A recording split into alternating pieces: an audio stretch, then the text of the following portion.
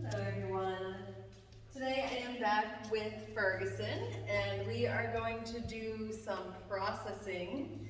And a lot of times with our reactive dogs and with our dogs in general, we don't give them a whole lot of time to take in the environment and to fully process through all of the emotions that are coming up with them as they're in that environment, and also everything that they are taking in for information from what they're hearing, seeing, smelling, and just feeling in an environment. So processing time is really important for all dogs, but especially young dogs and reactive dogs. So what I'm doing here today with Ferguson is I have a little place set up. I'm encouraging the relaxed body language, and I'm also encouraging that nose looking down at the ground. So as he's looking at the ground, I am dropping treats. I am trying to drop them beside his ear so that he stays in place when he's looking for the treats on the ground. But if I miss, it's okay. And what this game teaches is a dog who will go out in public and lay down, choose a hip so that they settle, and then rest their head on the ground as well, just for another layer of relaxation. And I'm doing it here because I have two dogs that are hanging out directly across from him who are pretty relaxed, and then I have two dogs down the other end who are a little bit more of rambunctious players. And this is the distance that Ferguson can handle having calm dogs move around within a few feet and have rambunctious players that are probably about 20-ish feet away in the other direction. So this is what we're going to do, and we're just going to hang out. And as you are picking spots to do processing work with your dog, choose areas where you are far enough away from the activity where your dog can relax, check in with you, see what's going on, but not get overstimulated. Once they're overstimulated, they're not learning.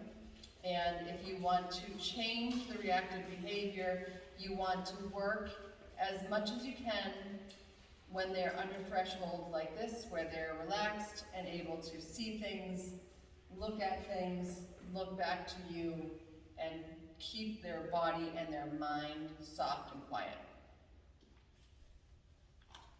So this is just a few minutes of what this would look like. Yes.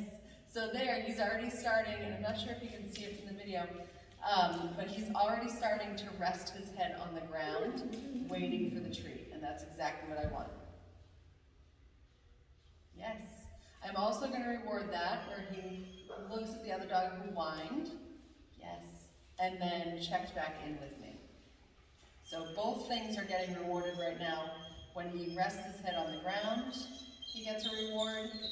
When he looks at another dog whining or making noise and checks back in, yes, just like that.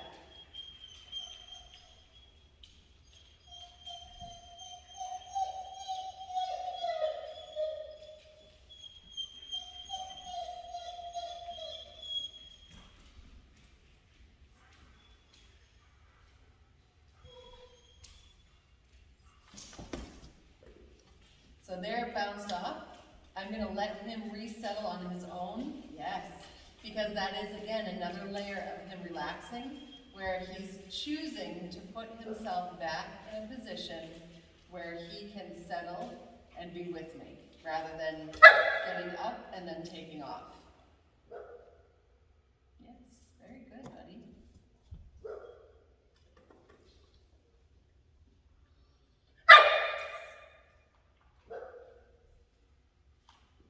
Good boy. Yes. Yes.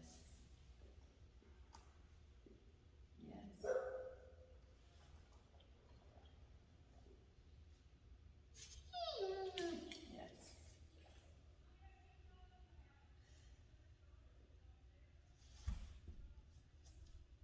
Good. He's starting to try to figure out what makes the treats fall. So he's testing out little things where he's squirming forward, he's lowering his head, and then he's trying to put it over to one side or the other.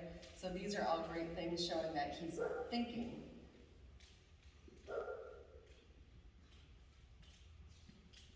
Yes. And when you have a reactive dog, a puppy, a young dog, or a very active dog that's constantly on the move, when you ask them to do settle work like this, where they have to use their brain, they have to process in one place, and they have to use that impulse control, that is going to get them as tired as if they were out running for a mile. Because when they're using their brain and they're containing themselves, it takes a lot more energy than when they can just go and run as fast as they can, because they're not thinking in that state, they're just using physical exercise. So if you do a mixture of both, where they get the physical exercise by running, playing, doing sports that really work with them, and they have times of processing, impulse control, and thinking, you're going to have a really settled, well-balanced dog. Yes. Yes.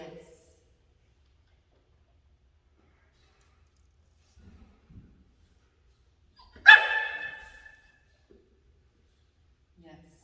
So this is also hard for Ferguson, and it's hard for a lot of dogs. They are used to joining in when another dog barks. So as Willow barks at me because she wants attention, that's the demand barking that I'm just going to ignore, he is choosing to stay quiet and check back in with me. So those are also things that are great foundation for later when we are out and we're on a walk and he might pass another dog that's having a meltdown.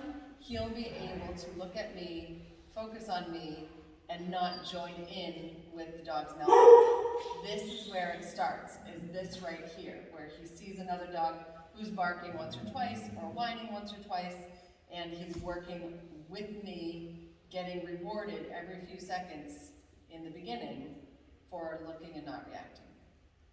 Yes.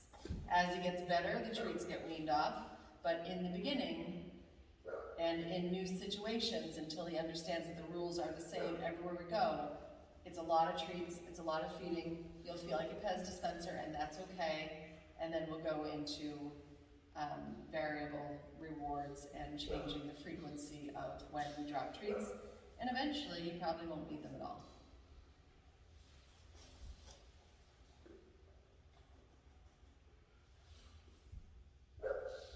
Good. And I keep this processing short, so when I'm doing work like this, I will keep them out for maybe 10-15 minutes. If I have a dog who's really settled and has been doing it a while, I might push it a little bit longer. But you want to end the session before they get overstimulated. So it is always better to choose to end a little earlier if you're unsure than later, because you can always build on it the next day. So you don't have to come out and just have a dog lay down for 3 hours and not move. You can start with 10-15 minutes and slowly add a few little minutes here and there and build up to the longer relaxation points, which is then when you have a dog that you can take out to breweries and restaurants and things like that, and have a dog that will settle, lay down for the entire time you're at the meal and just watch and snooze. And when I'm done with this, I will give him the release word. This one I'm going to use a with me command, so that when I stand up, he comes with me, rather than when I stand up, he is completely free to just do his own thing. So as I stand up, with me, and I'm going to tap my leg and just have him come with me.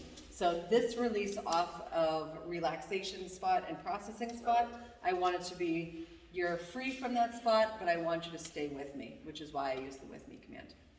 So if you have any questions, let me know, and I hope this helps give you another step in the level of working with a reactive dog.